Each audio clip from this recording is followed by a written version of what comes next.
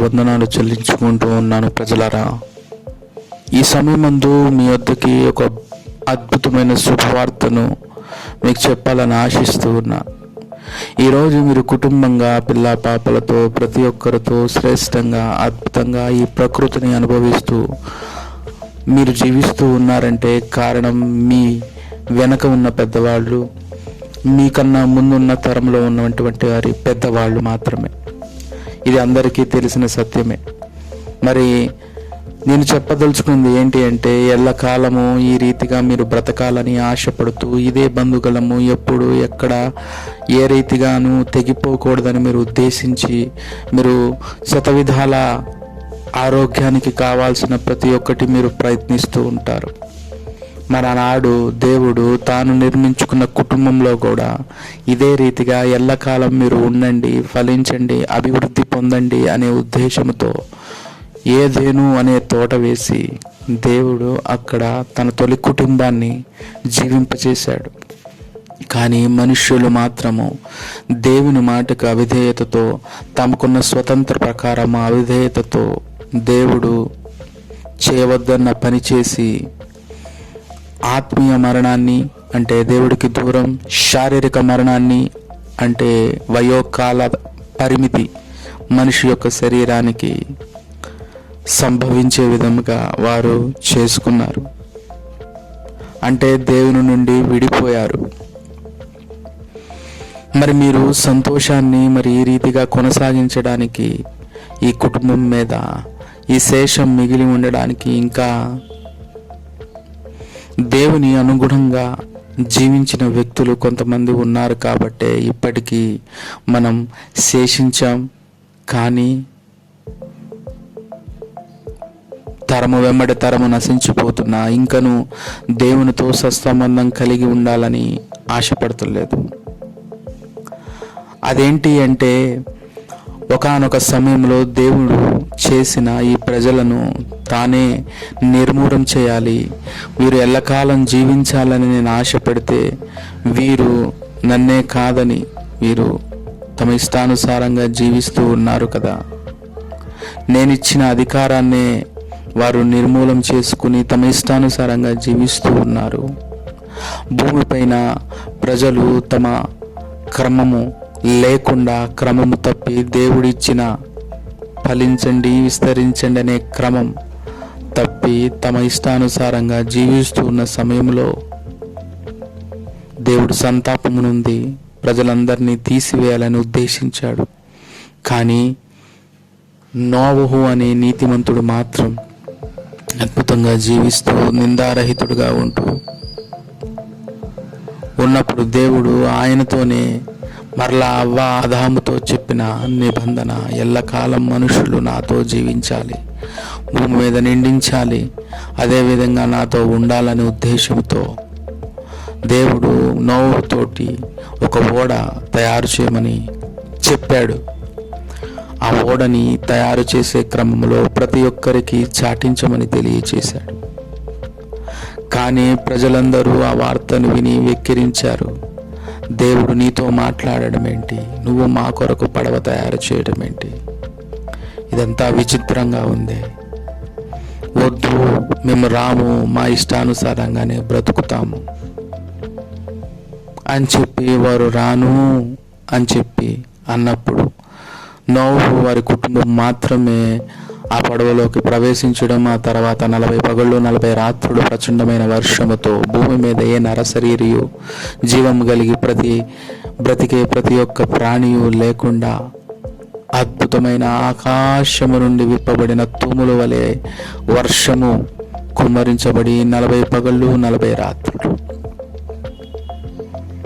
ఎడతెరిపి లేకుండా ప్రచండమైన వర్షముతో ఉన్నప్పుడు ఏ ప్రాణి మిగలకుండా మొత్తం తుడిచిపెట్టుకుని పోయింది. ఇది బహుశా అన్ని మత గ్రంథాల్లో రాసుందండి. మరి ఈరోజు ఆ నోహు నుంచి వచ్చిన మిగతా జాతే మనము, వారి కుటుంబం నుంచే వచ్చిన మిగతా జాతే మనము. దేవుడు నోహుతోటి చేసిన నిబంధన, ఎల్లకాలం మీరు నాతో ఉండాలి అనే ఉద్దేశంతో ఆ నిబంధన ప్రకారం మరి నోవహు తర్వాత తరం జీవించారా? లేదండి. మళ్ళా అదే స్థితికి దేవునికి అవిధేయమైన పనులు, దేవునికి విధేయతైన పనులు చేయకుండా వారు జీవిస్తూ ఉన్నారు. కానీ నోహుతోటి దేవుడు అన్నాడు, మరలా ఇదే విధముగా జలప్రళయంతో నేను భూమిని నిందించను, కానీ నా నిబంధన నేను కొనసాగిస్తూనే ఉంటాను అని చెప్పి ఆ తర్వాత వచ్చిన వారితో, అబ్రహాము, ఇస్సాకు, యాకోబులతో తాను చేసిన నిబంధనని వారితో పాటు కొనసాగిస్తూ, మిమ్మల్ని దీవిస్తాను, ఆశీర్వదిస్తాను, ఆకాశ నక్షత్రముల కంటే ఇంకను విస్తరింపచేస్తాను అని భూమి మీద వారితో కొనసాగించారు. ఈ అబ్రహాము, ఇస్సాకు, యాకోబులు వారి కుటుంబాన్ని సైతము త్యాగము చేసి దేవుని కొరకు ఈ నిబంధనను అందరికీ ప్రకటించాలని ఉద్దేశంతో తమ కుటుంబాలను విడిచి తమ కుటుంబాలతో కలిసి అద్భుతంగా అందరికీ ప్రకటన చేశారండి. అలాగే నిబంధనకు బయట జీవిస్తున్న జనము ఒకవైపు, నిబంధన లోపల జీవిస్తున్న జనము ఒకవైపు. మరి ఈ నిబంధనలోకి వచ్చిన వారందరూ దేవుని బిడ్డలుగా దేవుని విధానంలో దేవుడు అనుగ్రహించు ఒక నిత్య జీవాన్ని చేరుకుంటారనే ఉద్దేశంతో వీరు దేవుని ప్రకారం జీవిస్తున్న వ్యక్తులు చెప్తూ ఉన్నారు. మరి అదే విధంగా ఏదేమైనప్పటికీ మరి దేవుడు మరి అట్టి రీతిగా జీవిస్తూ ఉన్నప్పుడు మరి నిబంధనలో ఉన్న వ్యక్తులు తమ ఇష్టానుసారంగా మరి లోకపోకడులు చూసి వారి ఇష్టానుసారంగా జీవిస్తూ ఉన్న వ్యక్తులు ఉన్నారు. ఆనాడు మరి అదే విధంగా మరి అబ్రహాము, ఇస్సాకు, యాకోబులు కుటుంబాన్ని త్యాగం చేసి వారు జీవిస్తూ ఉంటే మరి నిబంధనలో ఉన్న వ్యక్తులు కొంతమంది వారిష్టానుసారంగా మళ్ళా లోకాన్ని ఆహ్వానించి జీవిస్తున్న సమయంలో అబ్రహాము, ఇస్సాకు, యాకోబుల తరము గతించిన తర్వాత మోషే అనే గొప్ప వ్యక్తిని దేవుడు ఎన్నుకొని ఎప్పుడూ చంపబడవలసిన ఆ వ్యక్తి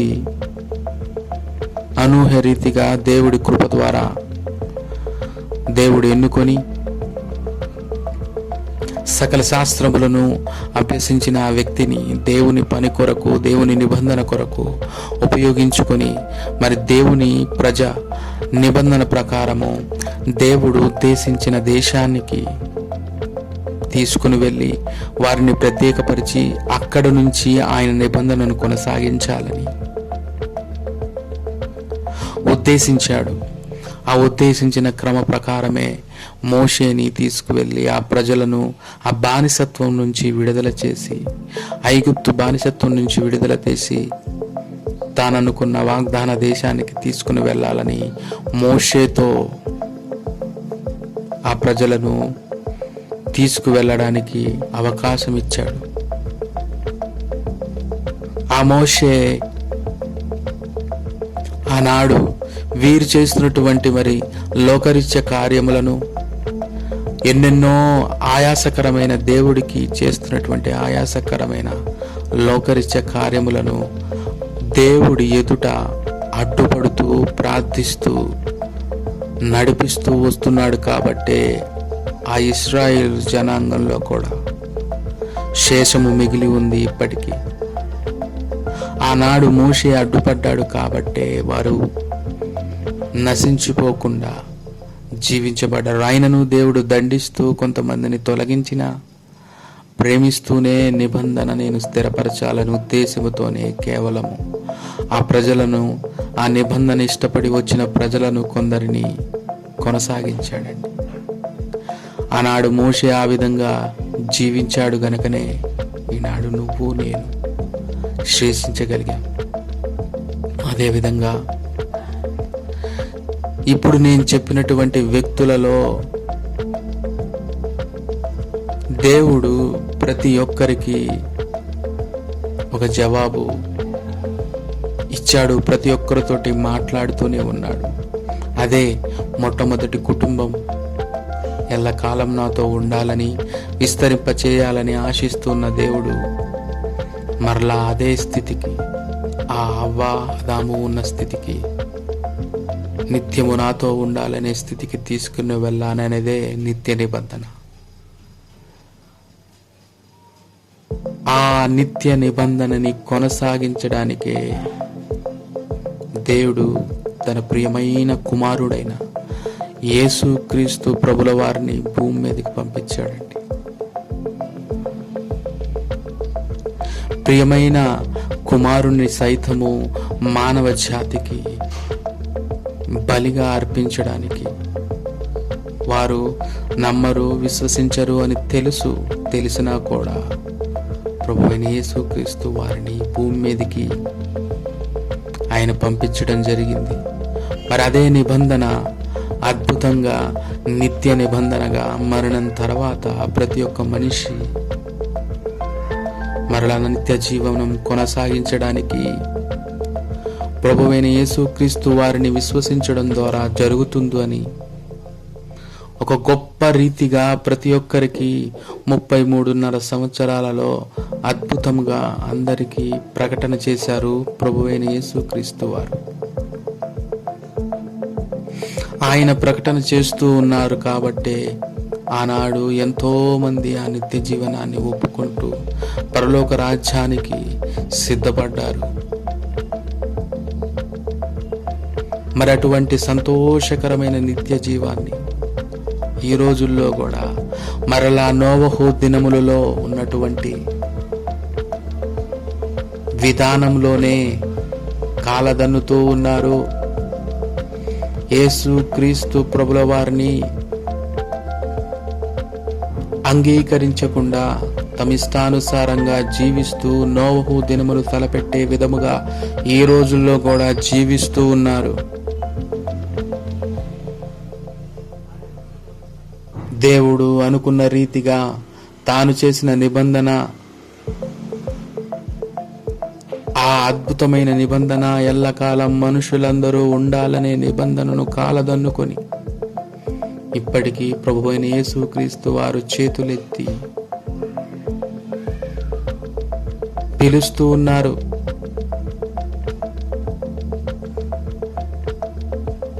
ఆయన నియమించిన విధానం, ఆయన నియమించిన జీవన విధానంలోకి ఒక్కరూ రాకుండా అపవాది శతవిధాలా ప్రయత్నం చేస్తూ ఉన్న ప్రభువైన యేసుక్రీస్తు వారు ఈ అంచె దినము వరకు నీ వైపు చూస్తూనే ఉన్నారు.